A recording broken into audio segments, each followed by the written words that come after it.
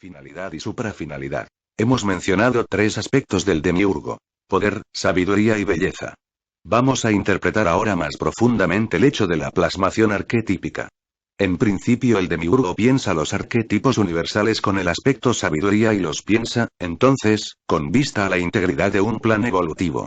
Los arquetipos nacen así con una finalidad preestablecida, aparte de sus propias finalidades entelequiales particulares, que los comprende a todos en la estructura del plan. Tal suprafinalidad es la del universo mismo, es decir, es el único motivo de la creación. Pero, en el plano material, esfera de acción de los arquetipos, los fenómenos tienen carácter entrópico, es decir, concluyen inevitablemente en el sentido del tiempo. Al final de un gran tiempo todo habrá vuelto a la nada inicial, se habrá disuelto el orden material y el final será igual al principio. Este final entrópico del universo material no puede ser la suprafinalidad que motivó su creación. Por eso muchos han intuido con acierto que el demiurgo creó el universo para su contemplación, que la manifestación de las formas arquetípicas al ritmo de la afluencia del tiempo trascendente constituye un espectáculo grandioso con el cual él se regala. Sin embargo, aunque acertado en parte, este concepto peca de ingenuidad aristotélica, pues supone al demiurgo motor inmóvil, es decir, que mueve sin moverse, y que, desde su inmovilidad o eterna quietud, obtiene placer de la contemplación de su obra. Eso es como atribuir al demiurgo la práctica de un vicio solitario, una especie de onanismo cósmico. Si aceptamos el principio hermético de que en el hombre se reflejan los aspectos del demiurgo, podremos entender a este observando las pautas de comportamiento análogas de aquel. Como se trata de entender la motivación creadora del demiurgo, habrá que observar al tipo de hombre creativo. Y en ese examen comprobamos que no existe una motivación semejante a la contemplación extática que se supone ha asumido un aspecto del demiurgo.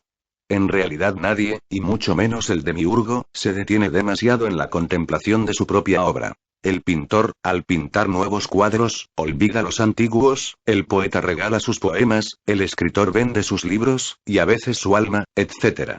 Queremos mostrar con estos ejemplos cuán fuera de lo natural, cuán insólito, sería que el pintor permaneciese siempre contemplando un único cuadro pintado por él, o que el escritor leyese siempre y solamente su propio libro.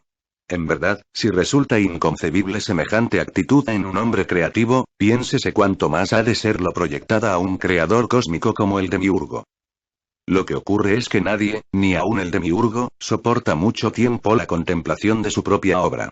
Toda creación proporciona solo placer inicial y no es objeción suponer que una creación continua ha de proporcionar placer perpetuo. El inventor, aun cuando sabe que continúa perfeccionándose, pronto se desentiende de su invento y ocupa la atención en otras cosas que le brindan nuevas satisfacciones. El conocimiento anticipado de la finalidad es lo que, a la larga, quita atractivo a un proyecto extremadamente prolongado. El placer no aumenta sino que, por el contrario, disminuye a medida que el proyecto se concreta.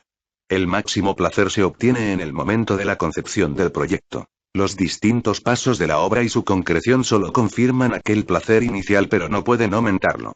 Y el demiurgo, tal máximo placer, ya lo experimentó cuando concibió el plan evolutivo y pensó los arquetipos universales, desde sus aspectos sabiduría y belleza. Cuando, posteriormente, el demiurgo emana las mónadas que dan realidad a los arquetipos e impulsa a éstas a desplegarse en la materia, con el aliento que procede del aspecto poder-voluntad, la suprafinalidad que motiva tal acción ha de ser otra que la experimentación de placer extático o contemplativo. El demiurgo no ha echado a rodar el mecanismo de la creación y luego se ha desentendido de él, puesto que todo ente del plano material es temporal, es decir, existe en su conciencia. Está sostenido, en tanto fenómeno, por la afluencia trascendente del aliento. Pero esta participación no significa una finalidad en sí mismo. Es solo la ejecución de la suprafinalidad. Para averiguar, o al menos intuir, en qué consiste esta suprafinalidad, observemos nuevamente a los hombres creativos. Una vez concebida y ejecutada la obra, es decir, una vez obtenido el placer de la creación, ¿de qué manera la obra puede proporcionar nuevo placer? Respuesta: por el descubrimiento posterior. Para comprobarlo basta con pensar en el cuadro que aquel pintor ejecutara hace años. La finalidad de su concepción se concretó al terminar de pintarlo y con ello culminó el placer creativo. Pero no así la suprafinalidad de recibir nuevo placer por el descubrimiento posterior que de él haga permanentemente el público. En efecto, nada hay que deleite más a un autor, fuera del placer que le proporcionó el ejecutar la obra, que ser halagado por el público. En cada admirador hay un nuevo descubrimiento de su trabajo y en cada descubrimiento un nuevo sentido. Eso es. El público es en realidad quien otorga sentido a la obra, quien valora y valoriza. El descubrimiento, bajo una particular óptica, significa un especial sentido, una interpretación diferente que, por eso, no admite indiferencia. Se podrá admirar o despreciar, amar o odiar, pero jamás permanecer indiferente una vez que se ha descubierto la obra. Y este descubrimiento implica tarde o temprano el descubrimiento del autor. La transferencia de la impresión causada por la obra al autor. Podemos entender ahora la suprafinalidad de la creación. La obra del demiurgo requiere de un descubrimiento posterior. Y esa es la finalidad del animal hombre o pasú. Ser descubridor de entes, postor de sentido. ¿Pero qué es lo que está cubierto en los entes, aquello que el pasú debe descubrir para cumplir su destino? Respuesta. Los nombres. Las palabras que menciona la cábala acústica o los vijas de la tradición hinduaria. Mas esta respuesta requiere de una mayor aclaración. En primer lugar, para comprender a qué nos referimos con nombre de los entes, hay que recordar que el impulso evolutivo de las mónadas ha sido afirmado con el aspecto logos del demiurgo. Ello significa que cada ente está designado desde el principio por el verbo del demiurgo. Que a cada ente se le ha asignado una palabra que lo identifica metafísicamente, lo sostiene en tanto que ente y constituye la verdadera esencia del ente para el pasú. En segundo lugar debemos distinguir nuevamente, al considerar el orden arquetípico, entre la finalidad y la suprafinalidad. Con finalidad aludimos a la concreción entelequial hacia la que apunta la evolución de los entes. En todo ente hay un término universal que es expresión de los arquetipos que lo sostienen y a cuyo proceso se subordina. Con suprafinalidad nos referimos, en cambio, al designio particular que cada ente posee en tanto está compuesto por mónadas. No es que en el ente estén las mónadas, sino que el orden arquetípico del que participa toda la materia se estructura en base a la actualización de las mónadas. A cada mónada corresponde en el plano material un quantum arquetípico de energía o átomo arquetípico del cual el átomo de Bohr es solo un esquema superficial.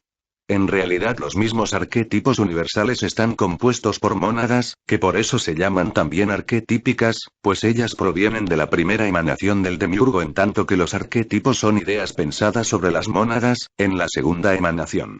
Los arquetipos universales son así formas que van de lo simple a lo complejo compuestas a partir de agrupaciones de la unidad formativa absoluta que es la mónada arquetípica.